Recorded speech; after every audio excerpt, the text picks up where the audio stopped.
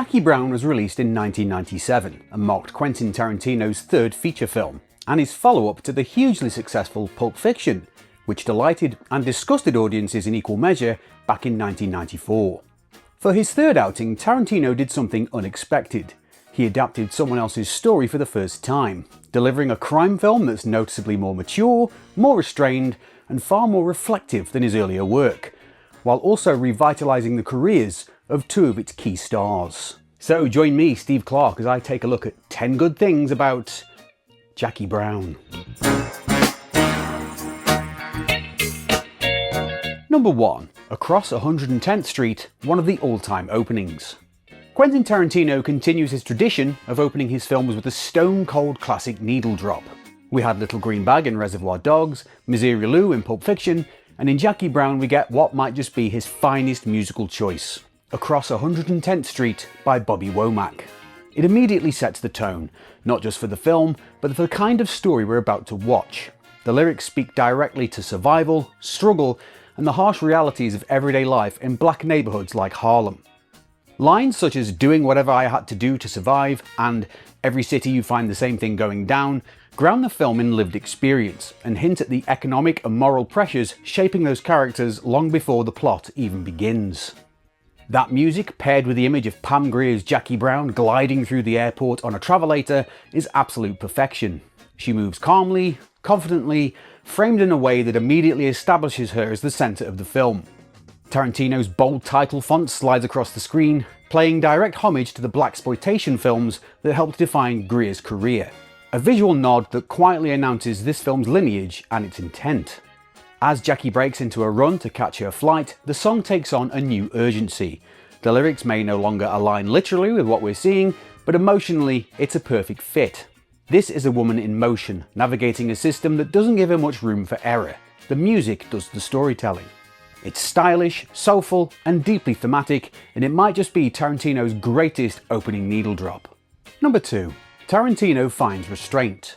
After the 1-2 punch of Reservoir Dogs and Pulp Fiction, both original screenplays, Quentin Tarantino surprised almost everyone by adapting someone else's work for his third film. Jackie Brown is based on Elmore Leonard's 1992 novel Rum Punch, and at the time of recording, it remains the only Tarantino film adapted from another author's story. Following the success of Pulp Fiction, Tarantino acquired the rights to 3 Elmore Leonard novels, initially intending for someone else to direct the adaptation of Rum Punch. But once Tarantino read the book, he fell in love with it, particularly its tone, characters, and quiet confidence, and decided it would be his next film. One of his most significant changes was transforming the novel's protagonist from Jackie Burke into Jackie Brown, reimagined as a black woman and played by Pam Grier. Coming after the hyper-violence and structural bravado of Dogs and Pulp Fiction, Jackie Brown felt, and still feels, remarkably restrained. Tarantino's stylistic fingerprints are still there, the music, the dialogue rhythms, the careful framing, but the film is far more measured, mature, and patient than anything he'd done before. Yes, this is still a crime story, drugs, money smuggling, guns, but it's not populated by cool suited gangsters performing elaborate heists. Instead, it focuses on a smaller, more grounded group of characters. Some are dangerous, certainly, but others are weary, cautious, and operating with lived-in experience rather than bravado. The violence is present, but it's rare, and when it arrives, it's abrupt and consequential, not showy. There are no operatic set pieces of cruelty here, no ears being sliced off, no shocking horrors in a basement. Instead, the film leans into conversation, silence, and tension. The central mall money drop, replayed from multiple perspectives, is unlike anything Tarantino had attempted before. Some of the film's most powerful scenes are its quietest. Jackie and Max Cherry sitting together, talking, sizing each other up, and slowly recognizing something neither of them expected. These moments give the film its emotional weight, and they linger far longer than any gunshot. I'll admit it, when I saw Jackie Brown in the cinema in 1997, 22-year-old Steve was disappointed. I wanted Pulp Fiction 2. Instead, I got something slower, more subtle, and more reflective, and I completely missed what Tarantino was doing. It turns out that 22-year-old Steve was very wrong. Jackie Brown isn't just one of Tarantino's most mature films, it's one of his best. And it's the moment he proved he didn't always need to shout to be heard. Number 3. Pam Grier reclaims the spotlight. It's easy to think that Pam Grier had disappeared from cinema screens before Jackie Brown arrived in 1997, but that isn't quite true. Grier had been working steadily throughout the 1980s and 90s, often in supporting roles across film and television. She popped up memorably as Hersha Les Palmas in John Carpenter's Escape from LA, appeared in Bill and Ted's Bogus Journey, and even made cameos in shows like The Fresh Prince of Bel-Air and various Snoop Dogg music videos. But Jackie Brown was different. This wasn't a cameo, this wasn't a nostalgic nod, this was a full-blooded starring role, the kind that reminded audiences exactly who Pam Grier was and why she mattered in the first place. In the early 1970s, Grier became an icon through films like Coffee and Foxy Brown, helping define the blaxploitation genre. Quentin Tarantino has famously described her as cinema's first female action star, and watching Jackie Brown, it's easy to see why. She brings strength, intelligence, vulnerability, and authority to the screen, often all at once. After the blaxploitation cycle faded in the late 70s, Grier's career shifted into smaller roles throughout the 80s and 90s. Jackie Brown didn't just bring her back, it reframed her. Tarantino didn't cast her as a relic of a genre, he cast her as a woman with history. Jackie Brown carries the weight of lived experience. She's tired, wary, smart, and still dangerous when she needs to be. Grier is extraordinary in the role. She anchors the entire film, holding her own against Samuel L. Jackson's subtly menacing Ordell Robbie without ever raising her voice. Her performance is subtle, controlled, and deeply emotional, a masterclass in quiet power. Every look feels calculated and every pause means something. And at the centre of it all is her chemistry with Robert Forster's Max Cherry, the emotional core of the film, and something I'll come back to later. Together, they give Jackie Brown its soul. This film didn't just reintroduce Pam Grier to a new generation, it reminded everyone why she was a star to begin with. Not as a throwback, not as a novelty, but as a performer operating at the absolute top of her game. Number 4. Ordell Robbie, Menace Without Noise. I mentioned earlier how quietly dangerous Jackie Brown feels compared to Tarantino's earlier films, and nowhere is that clearer than in Samuel L. Jackson's performance as Ordell Robbie. Compared to his explosive turn as Jules in Pulp Fiction, Ordell is something else entirely. There's no great vengeance and furious anger here. Ordell doesn't shout, he doesn't posture, he doesn't lose control. And that's exactly what makes him terrifying. Ordell is calm, methodical, and polite, even when committing murder. He treats violence like admin, just another task to be ticked off. The perfect example of this is the fate of Beaumont. When Beaumont is arrested and starts talking to the police, Ordell doesn't panic, he doesn't storm in guns blazing. Instead, he hires Max Cherry to bail Beaumont out, pays a friendly visit, and plays the concerned friend. He listens, he reassures, he tells Beaumont a story about a shady business deal. Just enough nonsense to get him to do exactly what Ordell wants. And then, through gentle persuasion and quiet confidence, he convinces Beaumont to climb into the boot of his car. What follows is one of the coldest scenes Tarantino ever directed. In a single, unbroken shot, Ordell drives to a secluded location, opens the trunk, and executes Beaumont. No music, no drama, no hesitation. Just calm, business-like murder. That's Ordell. Jackson plays him with a chilling ease. Even when Jackie herself is picked up by the FBI, Ordell approaches her situation the same way. Quietly, confidently, assuming control. The difference, of course, is that Jackie is far more prepared than Beaumont ever was. There are moments of violence later on, Lewis's execution after the botched mall pickup, Melanie's sudden death, but even then Ordell never explodes emotionally. Before killing Lewis, he almost mourns him, asking, "What happened to you, man? Your ass used to be beautiful." It's not rage, it's disappointment. Ordell's power comes from stillness, from certainty, from the absolute belief that he is always the smartest person in the room. The final confrontation in Max's office is another perfect example, but I will save that for later. Samuel L. Jackson gives one of his finest performances here. Ordell Robbie isn't loud, flashy, or charismatic in the traditional sense, but he is one of Tarantino's most dangerous screen bad guys, because he doesn't need to raise his voice. He's already decided what's going to happen. Number 5. Jackie and Max, a grown-up romance. I've already said that the relationship between Jackie Brown and Max Cherry is the beating heart of this film, and honestly, it's my favourite thing about it. Robert Forster, who also experienced a career resurgence thanks to this role, plays Max Cherry, a bail bondsman who's pulled into the story through Ordell. And when Ordell asks him to bail Jackie out, we're given one of the most quietly beautiful depictions of love at first sight in modern cinema. Max is waiting at the jail when Jackie is released. She's been in custody for a while. Her hair isn't in great shape, but none of that matters. When Jackie walks toward him, Max is completely floored. Forster plays the moment perfectly. You can almost see the air leaving his body. He's struck by lightning. And then, just as quickly, he pulls himself together, introduces himself professionally, and offers her a lift home. And that's the key thing. This is attraction filtered through adulthood. As the film unfolds, Jackie and Max spend time together simply talking. No grand declarations, no rom-com misunderstandings. They just get to know each other. They're honest in a way younger characters rarely are. Jackie talks openly about her age and appearance. Max talks about his receding hairline and what he did about it without embarrassment or vanity. It's a matter of fact. It's human. And the chemistry between them is undeniable.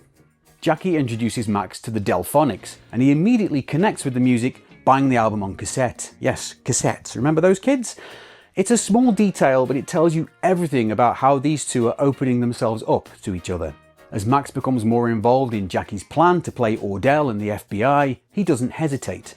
There's trust here, mutual respect. Jackie knows Max is deeply attracted to her, and yes, she does leverage that, but it never feels cruel or exploitative. Max isn't being tricked, he's choosing to help her. That choice matters. The romance itself is understated. It lives in glances, in pauses, in what isn't said. At first it feels one-sided, but over time it becomes clear that Jackie falls for Max too, which makes the ending all the more bittersweet. This is a love story about timing, about missed chances, about two people who finally meet when they're old enough to know exactly what they want and exactly what it might cost them. Jackie Brown gives us a romance that's more mature, more grounded, and more emotionally honest than 1,000 glossy rom-coms, and that's down to Tarantino's Restraint and two extraordinary performances from Pam Grier and Robert Forster. Number 6. Melanie, the most relaxed person in the room. Bridget Fonda has a fantastic role as Melanie, a woman whose greatest ambition in life is to get stoned and watch TV. And to be fair to her, she's absolutely smashing that goal. By the time we meet her, she's been living off Ordell for a while, one of several girlfriends he has scattered around California.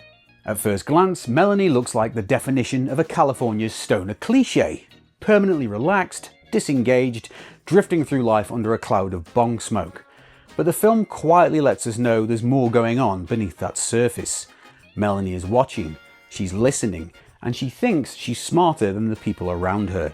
She tries to manipulate Lewis, attempting to turn him against Ordell and convince him to run off with some money. It's a bad read of the situation, and a worse read of Lewis, and when Ordell finds out, his response tells us everything we need to know about her place in this world.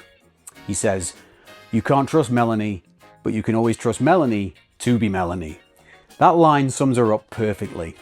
Melanie isn't as clever or in control as she believes she is. Her confidence isn't backed by competence, and her teasing, needling attitude becomes dangerous in a world where people are already on edge. Nowhere is this clearer than after the money drop. Lewis has already messed things up, and he knows it. He's tense, humiliated, and painfully aware that he's a shadow of whatever criminal he used to be. Melanie, oblivious to the danger she's in, she keeps pushing, she keeps mocking, she keeps poking that bruise. And then she's gone. Her death is one of the few genuinely brutal moments in Jackie Brown. Sudden, ugly, and completely unromantic. There's no clever line, no ironic flourish, no emotional release. It just happens and the film moves on. And that's the point. Melanie isn't punished for being stupid, she's punished for being incompatible with this world, too detached, too careless, too convinced that nothing really matters. In another film, this character could have been painfully one note, but thanks to Tarantino's Restraint and Bridget Fonda's performance, Melanie becomes something far more interesting. A warning about what happens when apathy collides with real danger. Number 7. One money drop, 4 viewpoints.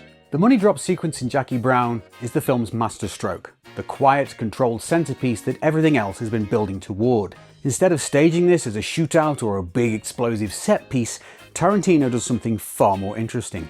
He shows the same event multiple times from different perspectives, each one revealing something new about the characters involved and about who is actually in control. From Jackie's point of view, this scene is all about nerve. This is where we fully understand just how brave and how smart she is. She's juggling Ordell, the FBI, Max, and Melanie simultaneously, pulling off the switch and handing Max the real prize, $500,000. Every glance, every movement, every step through that shopping mall is loaded with risk. One wrong move and everything collapses. When we see the sequence from Lewis and Melanie's perspective, the tension shifts. This version exposes how unstable that partnership already is. Lewis is clearly unraveling, out of his depth and haunted by his past failures, while Melanie can't stop needling him, teasing, provoking, and underestimating him at every turn. What looks like a simple pickup becomes a slow-motion disaster waiting to happen. Max's version is the calmest of all, and that's deliberate. Max is the quiet professional in this chaos. He follows the plan, doesn't panic, and doesn't improvise. His restraint contrasts beautifully with everyone else's agitation. This is where we realise that Jackie hasn't just chosen him because she likes him, she's chosen him because she can trust him. What makes this sequence so effective is how Tarantino builds tension without violence. There are no guns drawn, no raised voices, no explosions. Instead, he relies on long Steadicam shots, precise blocking, and quiet observation. The pressure mounts not through action, but through anticipation. And Jackie adds one final flourish, the $10,000 of marked bills slipped to Melanie. It's a perfect psychological trap. Jackie knows Melanie's greed will get the better of her, and she's right. By the time the dust settles, Ordell is missing $500,000, the FBI believe Melanie has fled with 50 grand, and Jackie and Max walk away clean. What makes this sequence so brilliant is that it isn't about spectacle, it's about perspective. By showing the same moment from multiple viewpoints, Tarantino turns a simple money exchange into a character study, a suspense sequence, and a thematic payoff all at once.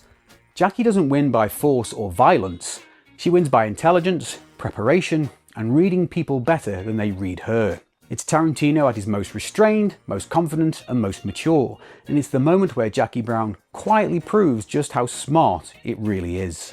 Number 8. The Office Confrontation. The final confrontation in Max Cherry's office is where Jackie Brown quietly brings all of its moving parts together, and does so without gunfights, shouting, or flashy dialogue. We've already had the tension of the money drop and the brutality of Lewis's murder. Now Ordell has one last job to do, tie up the loose ends. On the surface it looks simple. Ordell believes Jackie stole his money, he suspects that Max helped her. Jackie appears cornered, the FBI are closing in, and Ordell turns up armed, ready to clean up what's left. But what makes this scene work is who thinks they're in control and who actually is. Jackie deliberately plays vulnerable. She's let Ordell believe that she's tired, scared, and running out of options. She never raises her voice. She never panics. Jackie has already worked out how this is going to end. Ordell, meanwhile, makes the same mistake he's made throughout the film. He underestimates Jackie. Even after she's stolen $500,000 from him, he still assumes that fear equals weakness. And because of that confidence, he doesn't lash out. He talks. I mentioned earlier how Ordell's power comes from his calm, but here that calm costs him everything. Jackie's scream, "Ray, he's got a gun!" is a masterstroke. It's calculated, precise, and perfectly timed. It gives the FBI the justification they need while allowing Jackie to stay clean. This scene sums up what Jackie Brown is really about. Jackie wins because she understands people better than anyone else in the room. Ordell loses because he mistakes control for power. And Max wins because he chooses to stand with Jackie, quietly, decisively, and without ego. It's a restrained adult climax, the point where every character finally collides, and once it's all over, Jackie and Max are $500,000 richer and free to enjoy their life together. Except... Number 9. An ending that hurts. Okay, this channel is called 10 Good Things, and I'm supposed to be celebrating things here, but this one breaks my heart every single time. It may not be a good thing in the feel-good sense, but it is the right ending for this film, and that's why it earns its place at number 9 on this list. After the chaos of the money drop and the tension of the climax in the office, Jackie Brown ends quietly. Jackie arrives at Max's office sometime after Ordell's death, and the film narrows its focus back to what's always mattered most, Jackie and Max. Jackie makes her offer. She asks Max to come with her to Madrid, a fresh start, a life together. This is Jackie at her most vulnerable. After everything she's survived, everything she's orchestrated, this is the real risk.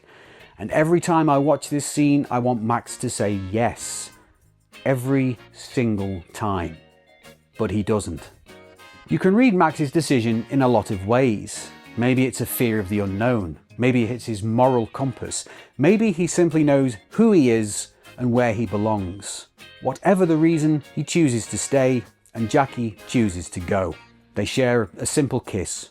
No speeches, no promises, and then she's gone. And then we get the final shot. Jackie driving away towards her new life. But this time across 110th Street isn't a needle drop. It's playing inside the world of the film. Jackie sings along as she heads towards her new life. Pam Grier is extraordinary here. In a single quiet shot you can see everything play across her face. Triumph, relief, sadness, loss. She's won, but she's paid for it. I don't think I've seen that many emotions register on her character's face in one moment since the ending of The Long Good Friday.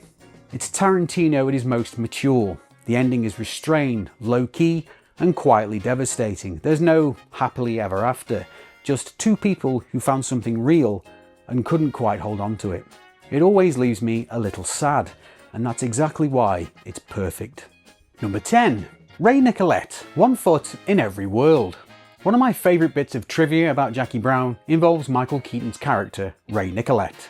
You might already know this, but Ray Nicolette isn't just a character in Jackie Brown.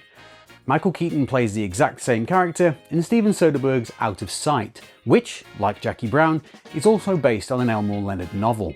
What makes this especially cool is that Out of Sight was being developed at Universal at the same time Jackie Brown was in production. The filmmakers there were waiting to see who Quentin Tarantino would cast as Ray before moving forward themselves.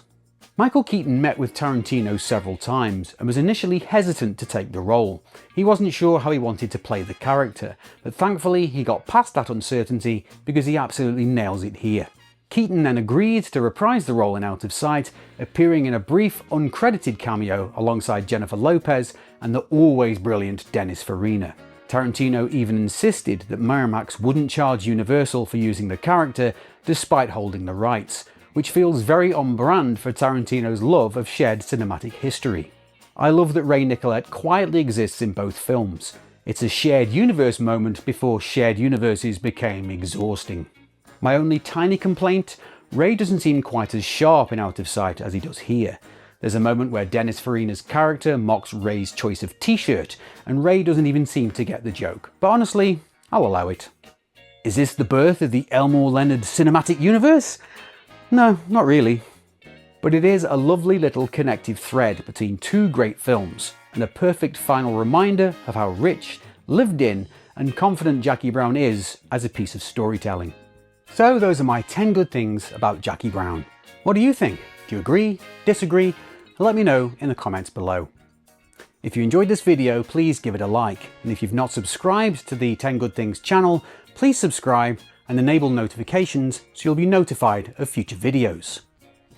If you could also share the video with your friends and like-minded movie fans, I'd really appreciate it. There will be plenty more 10 Good Things videos to come. I'll see you again soon, but in the meantime, good night.